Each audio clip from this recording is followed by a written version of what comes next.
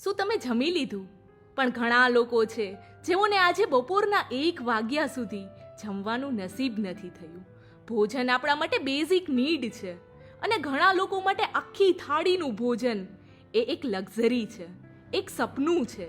આ દાદાને જ્યારે મેં ભોજન આપ્યું ત્યારે તેઓ ખુશખુશાલ થઈ ગયા અને પપ્પાને મદદ કરાવતી વહાલી દીકરીને મેં પૂછ્યું, ભૂખ લાગી છે? ત્યારે તેણે કહ્યું કે હું ને પપ્પા બસ એક જ ડીશમાંથી જમી લેશું, બીજી ડીશ ના આપશો.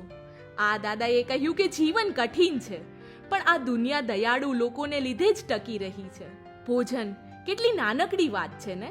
આપણે રોજ જમીએ છીએ અને ક્યારેક ના ભાવે તો થાળી પરથી ઊભા થતા એક પળ નથી લગાડતા. આ દાદા જે હથોડા મારીને આપણા માટે ચૂલ્લા તૈયાર કરે છે પણ તેમનો ચૂલ્લો હજુ પણ બુઝેલો હતો. આ નાનકડા બાળકો જેઓએ પિઝા માટે ક્યારેય જીદ નથી કરી પણ સમયસર 2 ટાઈમનું ભોજન એ મળવું પણ મુશ્કેલ છે. મારા હાથમાં જમવાનું જોઈને એક બાળક દોડતો આવ્યો. એના માટે આ માત્ર ફૂડ પેકેટ ના હતું પણ એના માટે આ હતી ખુશીઓની થાળી. આજથી હું સંકલ્પ કરું છું કે મારી થાળીમાં જે પણ ભોજન હશે તેને હું પ્રેમથી ઉપરવાળાનો આભાર માનીને જમીશ.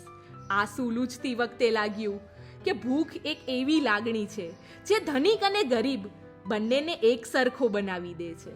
રોટલી જ્યારે પેટમાં નહીં પરંતુ સપનામાં હોય એ જ સમાજની સૌથી મોટી હાર છે.